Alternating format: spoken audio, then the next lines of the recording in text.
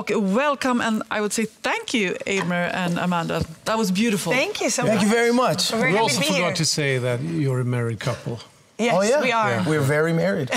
Yeah, so that intense look you had on Eimer, that was for real. Oh, yeah, that's for real. Mostly because, obviously he's very cute, but also because I don't know what he's going to do. Sometimes he'll change the song as we go, so I always have to keep an eye on him because he's a little bit of a rebel. What kind of name is Johnnyswim? Johnnyswim is this very deeply meaningful name that we made up one day that means absolutely nothing.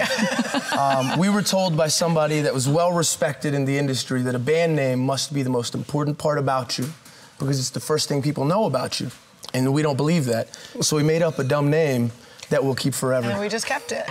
But it was a fun story behind it, right? Well, we would like to make up a lot of different stories. No, tell them the real one. Tell them the real one. Okay, the real one is we met at a swim meet, and we were at this swim meet. Yes, we were there to cheer somebody else on. Some other friends that were competing, and there was one guy there that was horrible. He was a very bad swimmer, and he was in last place, but everybody was cheering him on because he was so passionate about it that the whole crowd said, "Swim, Johnny, swim!" That's what they were cheering.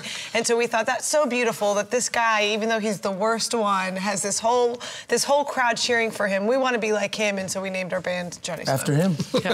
It is. Never met the guy. And now you're here in Sweden. You're going to play in Norrköping at a big music festival. Tonight. Is this your first time here? Or? Yes. And do you have any connections already with the Swedish music industry, or do you know people here? This is the very beginning of our connections with the Swedish music industry, and it's been such a pleasure already. People think I'm joking. So far. So far. Many of you out there can ruin it for us.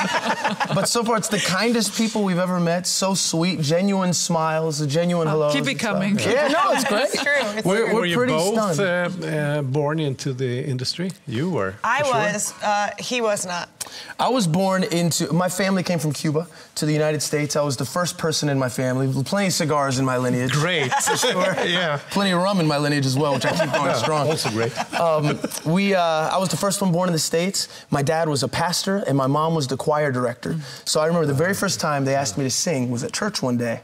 And I was very excited. I'd rehearsed the song many times. I'd get up, the tape starts that I'm supposed to sing along to, and I didn't say a word. The whole song played from beginning to end, and it's like, in my memory, it's all black. I don't remember anything until it clicks at the end, and I sat down next to my mother, having not saying one word. And I say, "Well, Mama, how'd I do?" And of course, how do you relate in your career to being the daughter of Donna Summer? Well, I think the biggest thing that my mom taught me, and both my parents are, are musicians. My dad still travels and sings. He'll actually be on tour with us in the States in March. But they just told us to follow our dreams. I have one sister that's an actress, and the other sister is like a crafts person. She makes all these beautiful hand, jewelry and pillowcases, all these beautiful things. But my parents are always just very adamant that we follow our dreams, that we not give up, that if you can have fun when it's slow and when things aren't going great, then you're going to have plenty of fun later, so just keep having fun and follow your dreams. And so I think we've been doing that. Luckily, I have a very fun person to do it with, so it helps. Did you bring any cigars?